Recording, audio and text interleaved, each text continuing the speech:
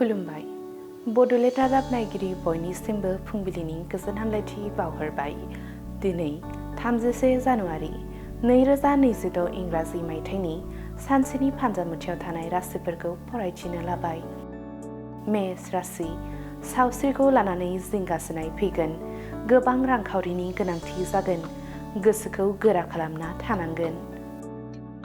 वृष राशि, मोजां खामानिनि खाबु आखायाव फैगोन। नखर संसार जौगाहोनो गोहो बोलो मोनगोन। थांखि लानायाव जाफुंसारगोन। मिथुन राशि, लोगोआनो सुथुरनि आखु दिन्थिनो हागौ। बायजोआव थांब्ला जानाय लोंनायाव सांग्रां जानांगोन। साना गाहाम नङा। कर्कट राशि, समाजाव मोजां मुं गोसारगोन। बिमा बिफाखौ गोग्गा होनो हागोन। साना रंजा बाजायै बारलांगोन। सिंह राशि, फालांगियाव मुलाम्फा मोननो हागौ। सोलो बाहायनानै जौगासारनो हागोन। रांखावरिनि गोनांथिया बाङाय जागोन।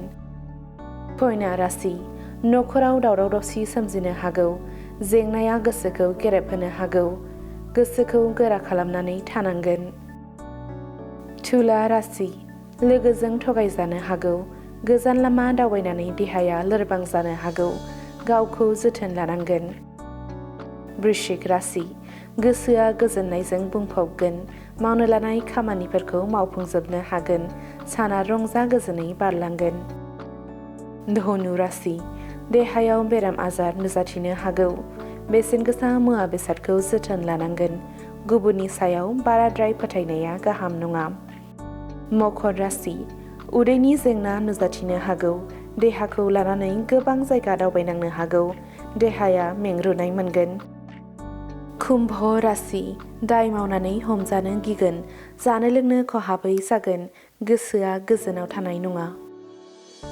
मीन राशि, गोसोआव बायदि मैया सानस्रिया जायगा लागोन। लोगोफोरजों खोथा बाथ्रा सावरायलायोबा गाहाम जागोन। दिनैनि राशि फरायथिनाया एसेनोसै।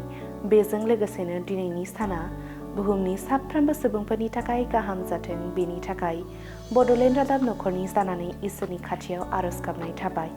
गोजोन्थों।